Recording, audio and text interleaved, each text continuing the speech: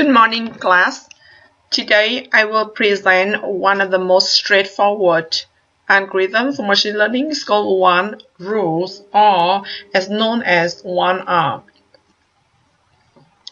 This algorithm is presenting the way to find very easy classification rules, and it will generate a one-level decision tree which only tests on one feature.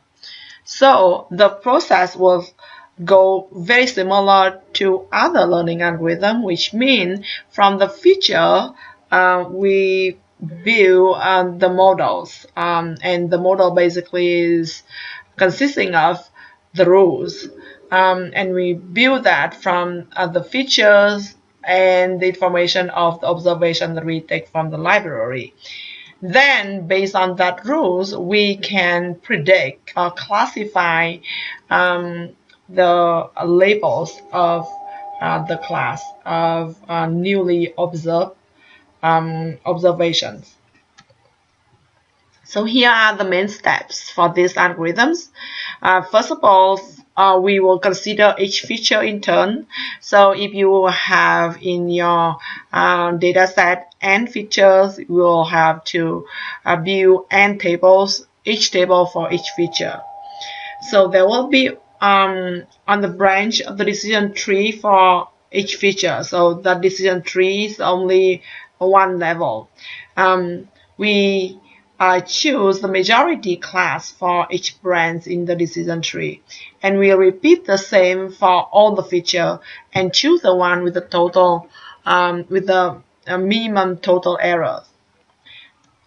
So the pseudocode for this OneR algorithms will go as follows. For each feature, we'll get the value for each feature and make the rule as follows.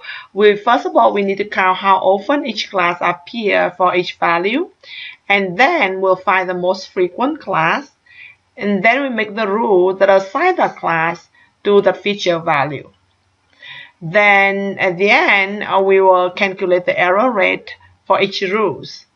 And at the very end, we'll choose the rule with the smallest error rate. Here is an example. So we are still using the same data set that we use in our decision tree, the ID3 algorithms. This weather data set has only 14 instances, and it has 4 features and 1 class. This weather data set is to describe the decision behaviors of one tennis player that we have observed over the last 2 weeks. So we have 14 instances. So from these tables, from this data set, we'll compute 4 tables, each associated with each feature. So take, for example, the outlook feature. We'll create a table of 5 columns, and the number of rows would be 1 plus the number of value for this feature. So to know what are the value, look at this column. So we have sunny is a value, overcast is another value, and then rainy is the third value. So basically, we have 3 values. So for each value, take sunny, for example, we'll count how many instances with sunny and the play equal no, right? So play is a class that has 2 values, the no or yes. So here we count 1 no, 1 sunny and no, another sunny and no. We have sunny and no right here, 3 sunny and no. We have sunny here, but it is yes. We have sunny here, but it is yes. So we have 3 sunny and no. Then we'll also count similarly how many sunny and yes right here. So how many sunny and yes? So 1 sunny and yes right here. The other sunny and yes right here. So there are 2 sunny and yes. So in here, the majority, that the number of instances with the highest number of instances, we would choose the class that corresponding to the highest number of instances for this value. So in this case, we have more no's than yes. So therefore, the majority class would be no's. And the error would be 2 over 5. And why 2 over 5? Because we have 5 instances that have value sunny as the outlook. And we correctly classify 3 of them because the 3 of them have sunny and no, right? And the majority class is no. So therefore, we correctly classified 3 out of 5. And as the result, we'll make the error 2 out of 5 because 2 of them we with the way that we choose the majority class, 2 of them have sunny, but the person as a player is going to play anyway. So therefore, the error is 2 out of 5. Similarly, for the overcast, the number of instances, now we count again, 1, 2, 3, 4, right? Look at this. Overcast, yes, overcast, yes, overcast, yes, and yes. So the number of instances with overcast as the value of the feature and the number of instances equal no is 0. And the number of instances equal play yes is 4 because all overcast corresponding with 4 yes. So the majority class is yes, of course, here, and we didn't make any errors because we have 4 instances and they have all 4 instances are correctly classified. So similarly for rainy, we have how many rainy and no's? 1, 2. Right? We have 2 rainy and no and 3 rainy and yes. So therefore, the majority class is yes, and the error what we make is 2 out of 5. So the total error here is how many instances that we incorrectly classify. We have 4 instances. And the total number of instances is 14, so the total error is 4 over 14. Similarly, we will create a table for the temperatures, humidity, and windy. And for each tables, we will have the rules corresponding to each feature. So from the first one, the outlook, we have sunny, then the rules, the play equal no, overcast play equal yes, rainy equal yes, and the total error is 4 over 14.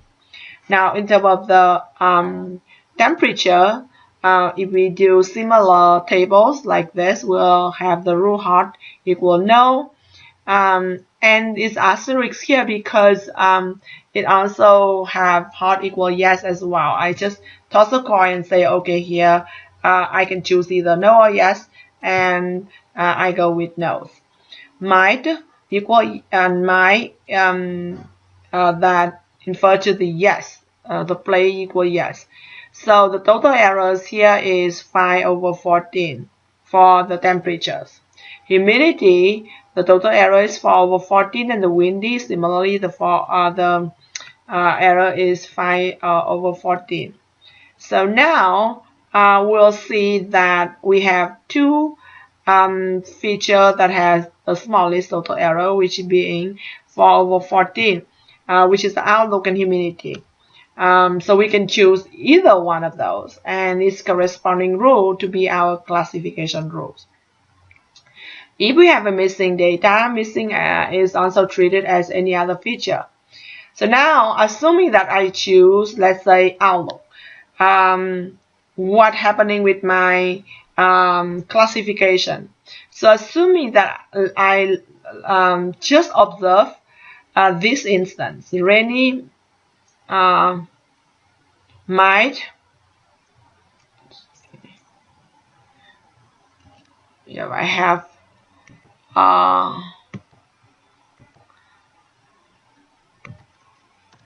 misspelling right here. Okay, fix it. Rainy might normal and false. So I wanted to know whether the player is playing or not. So if we choose the outlook as the rules, outlook based on the rules for outlook, then we'll see that is rainy is always yes. So the play equal yes. But if we choose the rule for humidity, right, then is normal, right? The normal is also yes. So therefore, in this case, the question mark right here will be equal to yes. Now, if I change this normal to be high, for example, then the outlook, the play is still yes. But for the humidity, let's take a look, is going to be no. So that is the dangers of having only one level, decision tree for the one rules that we should to keep in mind. Now, in the data set that I just showed you, all the data for all the features, the value of the feature are nominal, which means that we work with the label. We already label it. But some of the value may have the numerical value. For example, the temperature, instead of say hot, mild, and cold and cool, we will have the exact number. For example, 92, 70, 30, and so on. So what do we do with that? First, to deal with numerical features, we first have to discretize them. So the step to discretize is we have to sort the instance on the basis of the feature value, and then we have to put the place breaking point where the class change. And this breaking point will give us discrete numerical range, and then we map that numerical range to each labels. So the majority of class of each range is considered as its range. So here, now take a look at the temperatures. We have 85, 80, 83, 70, and so on. Right? So first of all, I sorted it. Right? So I sorted this. It's gonna be 64, 65, 68, all the way to 85. I sorted it.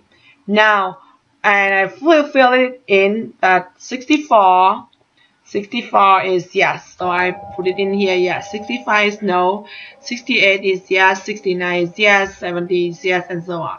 So I fill in yes, no, yes, yes, yes, no, no, yes, yes, yes by looking at this table and then do the map from the value of the temperature to the play column. Now, after that, I will do the range. So choose the breaking point. So what is the breaking point here? The breaking point is when the class changes. So from yes to no, the class change, I choose the breaking point here. Now from no to yes, I choose another breaking point. No, yes to no, also another breaking point. No to yes, another breaking point, and so on. So you can see that I have 1, 2, 3, 4, 5, 6, 7, 8 bins. 8 bins that I will make the label for my temperature attributes. So the problem with this approach is that we can get very large number of divisions or number of bins, or we call it overfitting. Therefore, we can reinforce the minimum number of bins. So for example, is equal 3. So now I will have to change it. So we have say 64, 65, 68, 69, 70. Now all of this I get 1 bin. So I divided it evenly. Right? Another 5 or 6 right here. 5 is another one, and then the last one is have 14. So divided by 3 bins. I have 2 bins that have 5 instances, and then the last one have 4 instances. So I will get the majority of class for each bin. So the first one is the majority, of course, is yes. The second one is yes.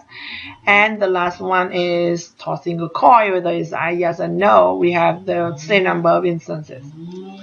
So when we have this, when we can do some more improvement. When the two agency division have the same majority class, then we can join these two divisions.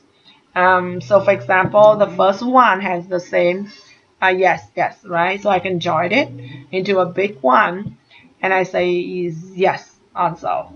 And the remaining one has is I choose no. So which give me the following the classification rules. If the temperature is less than 77.5, now you may ask, what is 77.5? It is basically the midpoint between 75 and 80. So that play is yes. If it is greater than 75, 7.5, then play is no. So one rule is a simple classification algorithm that generates one rule for each predictor in the data, and then select the rule with the smallest total error, as that one is the classification rule. So create a rule for predictor. We construct a frequency tables, as I show you, for each predictor, in this case, and the feature, again the target. If it produces rules that are simple and easy for human to interpret and understand. And often we use one rule to establish the baseline. So here I leave you with the final practice. Here is the different data set which has color, size, height, and age as a feature, and the last one is inflated or not. And I want you to use the one rule algorithms to predict what is the value of the question map. Happy practicing.